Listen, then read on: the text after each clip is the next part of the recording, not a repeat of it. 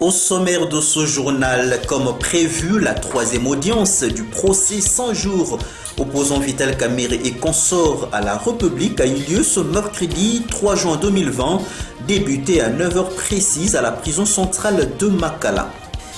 Dans le dossier Covid-19, depuis le début de l'épidémie déclarée le 10 mars 2020 en RDC, le cumul des cas est de 3495, a déclaré le comité des ripostes contre cette pandémie. À Boma, ville touristique, cela fait plusieurs jours depuis que les abonnés de la SNEL habitant le quartier Source sur l'avenue Tsuka précisément ne bénéficient plus d'une bonne qualité de l'énergie électrique, une faible intensité qui n'arrive pas à faire fonctionner les appareils électroménagers. Dans ce journal, nous irons également au quartier Kimbangu, précisément sur l'avenue Mato, où les jeunes du dit quartier ont procédé ce mercredi 3 juin 2020 à l'assainissement de cette avenue qui n'arrivait plus à accueillir des engins roulants. Voilà tout pour le sommaire, madame, messieurs. Tout de suite, le journal des Espérances Ndinounou. Bonsoir mesdames et messieurs, bienvenue dans cette session d'information sur la santé radio-télévision. Ouvrons ce journal par le procès 100 jours. Comme prévu, la troisième audience du procès 100 jours de Vital Kamerhe consort a eu lieu ce mercredi 3 juin 2020, débuté à 9 h précises. Le juge président étant remplacé, la greffière a procédé à la lecture de tous les procès-verbaux pour rappeler le fait fidèlement déroulé lors des audiences antérieures. Visiblement, la greffière a éprouvé de difficultés dans la lecture de ces procès-verbaux car obligée de produire exactement le français approximatif que parle le prévenu Sami Djamal. Des phrases incompréhensibles, inachevées, ont été quand même lues par la greffière. L'audience de ce mercredi 3 juin s'est déroulée à la prison centrale de Makala comme les deux précédentes. Dans le chapitre Covid-19, le début de l'épidémie déclaré le 10 mars 2020 en République démocratique du Congo, le cumul des cas est de 3495. De précision dans ces récits de la rédaction. Le comité multisectoriel de la riposte à la pandémie de Covid-19 en République démocratique du Congo a noté que depuis le début de l'épidémie déclarée le 10 mars 2020 en RDC, à ce jour, le cumul de cas est de 3495, dont 3494 cas confirmés et 1 cas probable. Au total, il y a eu 75 décès, dont 64 cas confirmés et 1 cas probable, et 492 personnes guéries. 429 cas suspects, dont les investigations sont validées. 169 nouveaux cas confirmés, dont 167 à Kinshasa, la capitale, 1 dans le Olomami et 1 à Tchopo. 610 échantillons testés, 10 nouvelles personnes sorties guéries, 3 nouveaux décès de cas confirmés, 2381 patients en bonne évolution, 2 nouvelles provinces touchées par le coronavirus se sont ajoutées sur la liste de 8. Il s'agit des provinces de Olomami et de la Tchopo.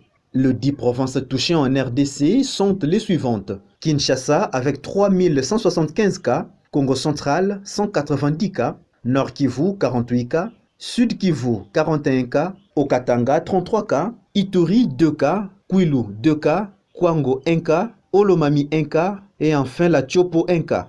Les 10 zones de santé les plus touchées de Kinshasa jusqu'au 1er juin 2020 sont Kokolo 357, Limete 343, Binza Ozone 255, Gombe 254, Lemba 207, Binza Meteo 160, Kasavubu 92, Kitambo 78, Lingwala 77, Mongafula 68. Autre chose, dans le but de rendre leur milieu salubre, les jeunes volontaires du quartier Kimbangu, précisément à ceux de l'avenue Mato, ont procédé à ce mercredi 3 juin 2020 à l'assainissement de la dite avenue qui n'arrive plus à accueillir les engins roulants. Nous sommes là dans la commune de Talamou. À suivre ces reportages de Adrien Mayele, Jonathan Singhi et Miteraminga. Les travaux d'assainissement commencent à prendre de l'ampleur dans le chef des jeunes Beaumatraciens. Mercredi 3 juin 2020 a été le jour fixé pour ce groupe juvénile d'assainir leur avenue. Mato est le nom de la dite avenue se trouvant au quartier Kimbangu dans la commune de Kalamu. Cet axe routier, jadis permettait aux véhicules à 4 roues de prendre un raccourci en provenance du petit marché Kimoussi pour le quartier Sebkombango. De suite à son état de dégradation très avancé, la circulation des automobiles donnait du fil à retordre aux conducteurs. Mais le courage et l'esprit patriotique de ces jeunes rendra le trafic beaucoup plus fluide. Outil des travaux manuels à la main de ces jeunes, cet acte est non seulement un moyen de rendre l'avenue Mato praticable, mais aussi de s'épargner des diverses maladies, car nul n'ignore que l'insalubrité est porteuse de la malaria et d'autres maladies nuisibles à la santé. Bon, là, je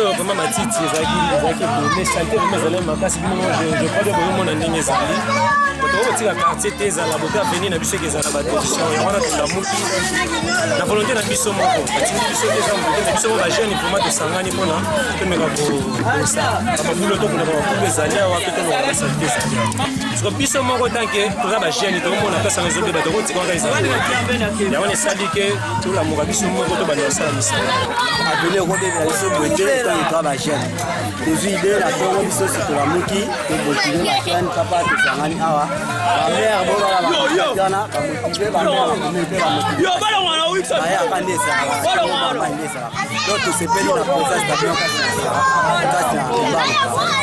Au reste des jeunes de l'avenue Mato, d'emboîter les pas et faire de l'insalubrité leur cheval de bataille. Le numéro 1 de la dite avenue doit encourager cette initiative, puis organiser régulièrement de tels travaux afin de garder son avenue salubre. À Boma, restons-y. Cela fait plusieurs jours depuis que les abonnés de la Société nationale d'électricité SNEL résidant les quartiers sources sur l'avenue Ntuka ne bénéficient plus d'une bonne qualité de l'énergie électrique. En tout cas, cette situation est due à la faible intensité qui n'arrive pas à faire fonctionner même les appareils électroménagers. Un constat de Mami Masiala et Jonathan Sini. Une semaine, c'est la durée exacte depuis qu'un câble électrique au quartier Tsuka 2 dans la commune de Kabondo était brûlé puis coupé. Conséquence, les abonnés de la SNEL de Tsuka bénéficiaient quand même du courant électrique, mais à faible intensité, incapables de faire fonctionner des appareils électroménagers et autres machines électriques qui dépendent de cette énergie. Les malheurs ne viennent jamais seuls, dit-on. L'avant-midi de ce mardi 2 juin de l'année en cours, c'est l'interruption totale de l'électricité, bien que de maigre qualité, mais ce courant servait à la population de ces coins de Boma, ne fût-ce que pour la lumière, surtout pendant la nuit. Au finish, les y habitants vivent actuellement dans les noirs. Si les SOS de la semaine dernière concernaient que la réparation du câble coupé, celui d'aujourd'hui est lancé à l'endroit des décideurs de la société concernée pour solliciter le rétablissement imminent du courant électrique de bonne qualité à Tsuka 2. C'est une maison quasiment achevée, se trouvant dans un état d'abandon qui dérange la quiétude des habitants de l'avenue Ngombe. Nous sommes là au quartier Tadi, dans la commune de Kalamu. Des précisions avec Mami Masiala. C'est un comportement découragé dont le chef de nombreux Beaumatraciens, celui d'abandonner des maisons. Les unes sont construites mais inachevées, et les autres, autrefois habitées, après délaissées. Celle que vous voyez noir sur blanc sur ces images est l'exemple le plus concret. Située sur l'avenue Ngombe au quartier Tadi à Kalamu, cette maison est quasiment achevée, sauf quelques petits travaux de finissage, entre autres portes et fenêtres.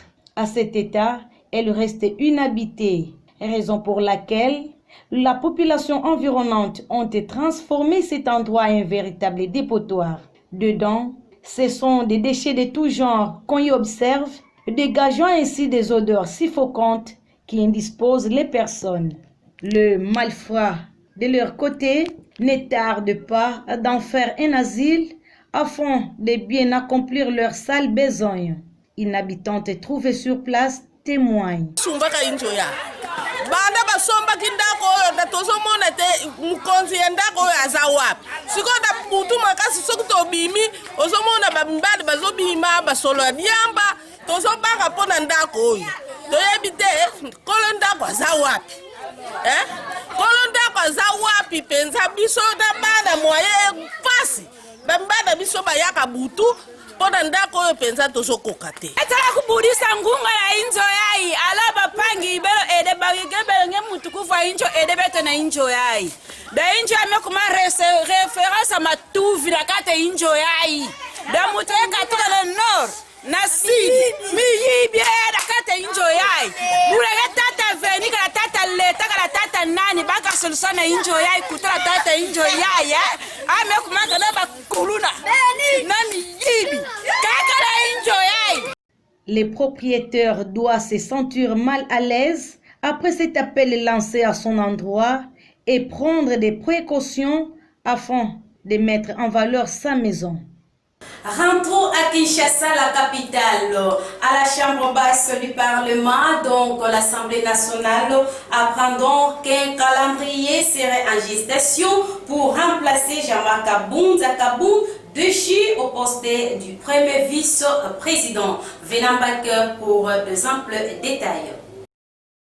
En dépit de la résistance de Jean-Marc Kabound qui continue à contester sa déchéance du poste du premier vice-président de l'Assemblée nationale, cette dernière vient d'activer le processus de son remplacement. La conférence des présidents, qui s'est tenue mardi 2 juin 2020 au Palais du Peuple, a levé l'option de mettre incessamment en place un calendrier pour l'élection du premier vice-président de la Chambre basse afin de combler la vacance laissée par Jean-Marc Kabound. D'après le rapporteur, le président du groupe parlementaire de Cash a pris part à cette réunion. Ce poste devait revenir à l'Union pour la démocratie et le progrès social, principale formation politique du Cap pour le changement Cash.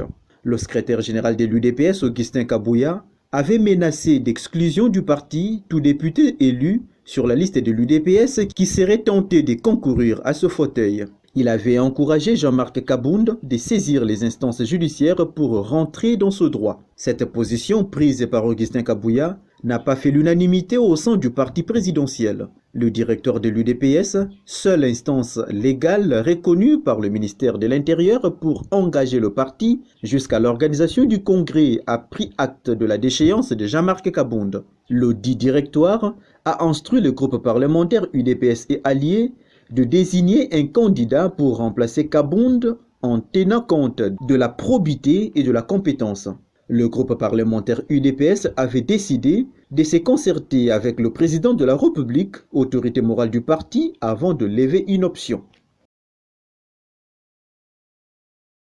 3 juin 2019, 3 juin 2020, cela fait exactement un an depuis que Kyungu Wakumwanza a été nommé président du conseil d'administration de la Société nationale des chemins de fer par l'ordonnance présidentielle. Mais jusque-là, il n'est jamais entré en fonction, nous révèle ces reportages.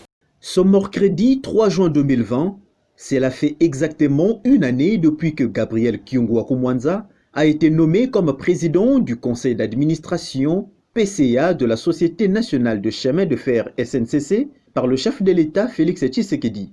Malgré cela, il n'a jamais été notifié jusqu'à ce jour. Nommé par ordonnance présidentielle depuis le 3 juin 2019, Gabriel Kyungu Wakumwanza reste toujours bloqué et ne peut exercer ses fonctions. Des sources concordantes ont accusé une coalition au pouvoir œuvrant en RDC d'être derrière cette manœuvre car, semble-t-il, ils auraient des cadavres dans le placard et qu'ils ne voudraient pas laisser à la portée de n'importe qui. Gabriel Kyungu Wakumwanza, quant à lui, continue à croire à pouvoir exercer ses nouvelles fonctions malgré le temps pris pour qu'il soit notifié. Il avait attribué ce retard aux formalités d'usage. Ainsi, Gabriel Kyungu Wakumwanza avait été nommé afin de porter haut l'étendard de la SNCC.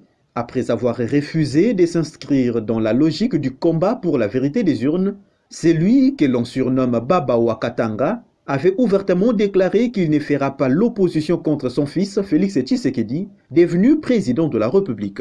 Dossier à suivre. Avant de boucler complètement cette édition du journal, mesdames et messieurs, place à présent au rappel des titres. Comme prévu, la troisième audience du procès 100 jours opposant Vital Kamerhe et autres à la République a eu lieu ce mercredi 3 juin 2020, débuté à 9h à la prison centrale de Makala. Vous avez suivi les détails dans ce journal. Dans le dossier Covid-19, depuis le début de l'épidémie déclarée le 10 mars 2020 en RDC, le cumul des cas est de 3495, a annoncé l'équipe des ripostes contre cette pandémie.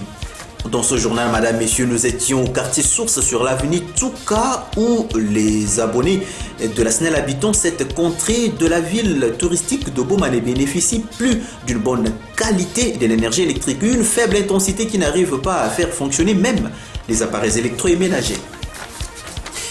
Dans le but de rendre leur milieu salubre, le jeune volontaire du quartier Kimbangu, précisément ceux de l'avenue Mato, ont procédé ce mercredi 3 juin 2020 à l'assainissement de la dite avenue qui n'arrivait plus à accueillir des engins roulants. C'est par ici que nous mettons un terme à cette édition du journal. Merci à vous tous de l'avoir suivi avec une attention très particulière. Ne les zappez surtout pas car le programme continue sur notre antenne et continuez à vous protéger contre la pandémie à coronavirus. On se retrouve très bientôt.